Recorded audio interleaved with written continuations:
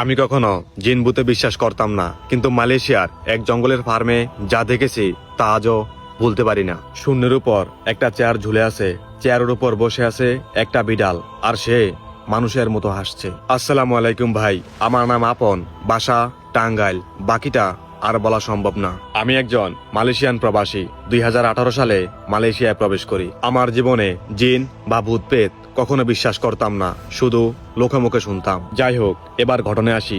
আমি মালয়েশিয়ার সেরাম্বান ডিস্ট্রিক্টের ফাসির পাঞ্জাং এরিয়ার একটা গ্রামে ফার্মের কাজ করি। এই গ্রামে তেমন বেশি মানুষ নেই, জঙ্গল আর ফার্ম বাগানে ভরা একটি গ্রাম। আমি যে ফার্মে কাজ করি সেটা হলো একটু ভিতরে, আশেপাশে কোনো ঘরবাড়ি নেই। আমাদের এই ফার্মটা হলো ফার্ম বাগানের ভিতরের এরিয়ায়। সেখানে আমরা মাত্র 2জন লোক কাজ করি, একজন হলো বয়স্ক আর আমি ছোট। আমি অনেক সময় অনেক কিছু দেখি, কিন্তু বিষয়গুলো ভালোভাবে খেয়াল করিনি, কারণ আমি আগেই বলেছি জিন ভূতে বিশ্বাস করতাম না। 2025 সালের 19 অক্টোবর রাতে আমি বসের সাথে চলে যাই মুরগির বাচ্চা কিনতে। রাত তখন প্রায় 2টা বাজে। যখন আমি আমার রুম থেকে বের হলাম, হাতে নিলাম ফাস্টফুড, কিছু টাকা, সাথে সিগারেটের প্যাকেট। আমি দরজাটা লাগিয়ে বসের রুমের দিকে হাঁটা শুরু করলাম। হঠাৎ আমার শরীরটা আপনা আপনি বার হয়ে যায়। বিষয়টা আমি তত গুরুত্ব দিলাম না। বসের রুমের সামনে গিয়ে দাঁড়ালাম। বস বের হয়ে আসলেন। সিগারেটের প্যাকেট বসকে দিলাম। বস একটা জ্বালিয়ে ফেললেন, পরে আমি একটা জ্বালালাম। তারপর গাড়িতে উঠে বসলাম। বস গাড়ি চালাচ্ছেন, আর আমার তখন শরীর ভারী হয়ে যাওয়ার কথা বারবার মনে পড়তেছে। বস ছিলেন হিন্দু, ইন্ডিয়ান, তামিল, কিন্তু মানুষ হিসেবে অনেক ভালো। আমরা যেখান থেকে মুরগির বাচ্চা নেব সেখানে পৌঁছালাম প্রায় 4টার দিকে। এক পর্যায়ে বাচ্চা নিয়ে বাসায় ফিরলাম। বস বাচ্চাগুলো ফার্মের সামনে রেখে তিনি চলে গেলেন। আমি একা একা বাচ্চাগুলো ফার্মের ভেতরে ছাড়তেছি প্রসেস মতো। বাচ্চাগুলো ছাড়ার মধ্যেই একটা সিগারেট ধরালাম। সিগারেট শেষ করার পাশাপাশি কাজও শেষ করলাম। তারপর রুমে এসে সাবান দিয়ে হাত মুখ ধুয়ে নিলাম।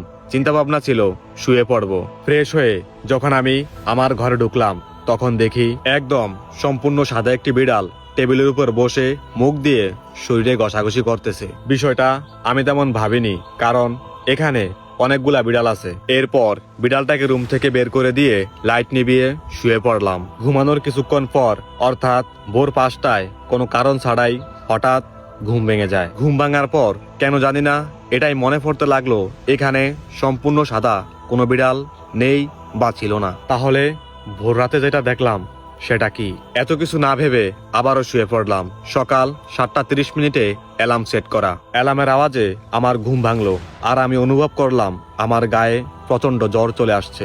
এরপর পুরো ঘটনাটা আমার পাশের ঘরে যে বয়স্ক চাচা থাকেন তাকে খুলে বললাম। যদিও তিনি এই ব্যাপারে জানতেন, কিন্তু বিষয়টা আমার থেকে লুকিয়ে রেখেছেন, আমাকে কিছুই বলেন নাই। এরপর আবারও একই ঘটনা ঘটে 2025 সালের 24শে ডিসেম্বর রাতে। রাত তখন 11টায়। আমি সবকিছু শেষ করে শুয়ে পড়েছি। রাতে হঠাৎ ঘুম ভেঙে যায়। আমি লাইট অন করে দেখি ওই সম্পূর্ণ সাদা বিড়ালটি আমার একটি কালো গেঞ্জি নিয়ে টানাটানি করতেছে, কিন্তু কোনো রকম শব্দ হচ্ছে না। আমি রাগের মাথায় সাধারণত রুমে যে ঝাড়ু থাকে সেটা দিয়ে বিড়ালটাকে আঘাত করি। বিড়ালটা তখনও কোনো শব্দ করেনি, চুপচাপ রুম থেকে বেরিয়ে গেল। এরপর আমি ওয়াশরুম থেকে এসে শুয়ে পড়ি। বিছানায় শুতেই বাহিরে কুকুরের শব্দ, যেন এক জীবন্ত ছোট বাচ্চা কান্না করতেছে। আমি ভয় পেয়ে চাচাকে ডাকি। চাচা আমার কাছে আসে, কিন্তু তিনি কোনো শব্দ শুনতে পায় না। চাচা রাগ করে বললেন, তুমি এত নাটক করো না, যদি কাজ না করো চলে যাও, অন্য লোক আনবো। কথাগুলা শুনে আমার রাগ হয়। আমি চাচাকে বিদায় দিয়ে রুমে ঢুকে পড়ি, দরজা বন্ধ করে দেই। হঠাৎ কেন জানি না আমি একা একা সেই মুরগির খামারের দিকে চলে যাই। ফার্মের সামনে যখন গেলাম তখন দেখলাম আচমকা একটা প্লাস্টিকের চেয়ার শূন্যে ঝুলে আছে, আর চেয়ারের উপরে সেই বিড়ালটি বসে হাসতেছে একদম মানুষের মতো। বিড়ালটির চোখ দিয়ে মনে হয় রক্ত ঝরতেছে। এটা দেখার পর আমি হতভম্ব হয়ে গেলাম, এটা কিভাবে সম্ভব? সাথে সাথে আমার জবান বন্ধ হয়ে যায়। চেষ্টা করতেছি কথা বলতে, কিন্তু পারতেছি না, হাঁটতেও পারতেছি না। আমি জ্ঞান হারিয়ে ওখানেই পড়ে থাকি। যখন আমার জ্ঞান ফিরে তখন নিজেকে আবিষ্কার করি আমার বিছানার উপর। খেয়াল করে দেখলাম বস আর সেই চাচা, বসের আম্মা, বসের বোন সবাই আমার রুমের সামনে গাড়ি দাঁড় করিয়ে কথা বলছে। আমি প্রচন্ড মাথা ব্যথা আর জ্বরে দাঁড়াতে পারছি না। গত রাতের সব ঘটনা বসের কাছে বলার পর তারা চলে যান। আমি জ্বরের ওষুধ খাই, সারাদিন কাজ করে নি। রাত 9টার একটু পরে বস আমাকে কল দেয়। বস আমাকে জানায় আজকে রাতে কাস্টমার আসবে মুরগি নিতে। আমি অসুস্থ শরীর নিয়ে চাচার সাথে যতটুকু পারি কাজ করতেছি। হঠাৎ করে আমার চোখ যায় চাচার পায়ের দিকে। আমি দেখলাম উনার পা দুটি মাটি থেকে প্রায় 1 ফুট উপরে। এটা দেখার পর আমার আর কিছু বোঝার বাকি রইল না। আমি সাহস করে সিগারেটের প্যাকেট থেকে একটা সিগারেট ধরালাম, সাথে ফোনটাও বের করলাম। সময় তখন 2:46।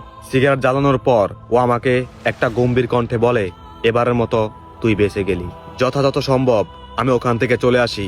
এরপর জানতে পারি ওই দিন বস আমাকে কল দেন নাই। চাচাও সেদিন আমার সাথে ছিলেন না। মাথার ভেতর একটা প্রশ্নই ঘুরপাক খাচ্ছিল, যদি বস আমাকে কল না দিয়ে থাকেন তাহলে কে কল করেছিল? আমি যার সঙ্গে কাজ করেছিলাম চাচারূপী সেই মানুষটা কে ছিল? পরের দিন বস আসেন। সবকিছু শোনার পর তাদের রীতিমতো বড় করে ফাটা বলি দিয়ে পুজো করা হলো। তাদের রীতিমতো আরো অনেক কিছুই করা হয়। এখন সবকিছু ঠিকঠাক। আমার পরিবারের অবস্থা খারাপ হওয়ায় আমি দেশে যেতে পারছিলাম না। আমি এখনো সেই জায়গায় কাজ করি। আমার সবচেয়ে বড় ভুল ছিল বিড়ালটিকে ঝাড়ু দিয়ে আঘাত করা।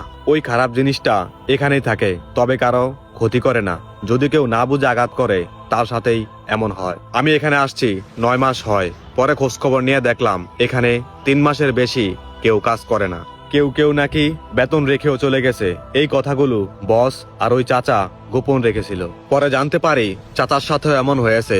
পরে চাচাকে আর কখনো দেখা দেয়নি, ভয়ও দেখায়নি। চাচা প্রতি শনিবার কলা, মোমবাতি আর গরুর দুধ দেয় একটা জায়গায়। এরপর আমার আর কিছু বোঝার বাকি নেই। কিন্তু এই ঘটনা কারো কাছে বললে সে এসে উড়িয়ে দেয়, বিশ্বাস করতে চায় না। তাই তেমন করে কাউকে বলিনি। আপনার সাথে শেয়ার করলাম।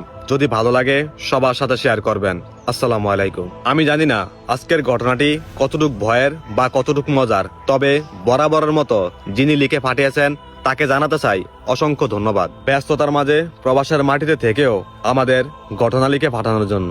তো গত ভিডিওতে যারা দূর দূরান্ত থেকে অথবা দেশের বাইরে থেকে আমাদের দেখছিলেন, আমাদের কমেন্টস করেছিলেন, তাদেরকে মেনশন করি।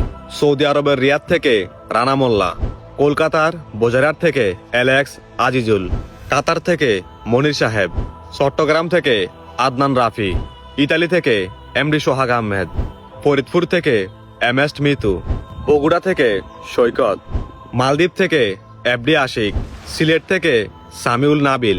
এই ভিডিওটা আপনি কোন জায়গা থেকে দেখছেন সেটা জানিয়ে দিন আমাদের কমেন্ট সেকশনে, যাতে পরবর্তী ভিডিওতে আমরা আপনাকে মেনশন করতে পারি। সো আল্লাহ হাফেজ, আসসালামু আলাইকুম।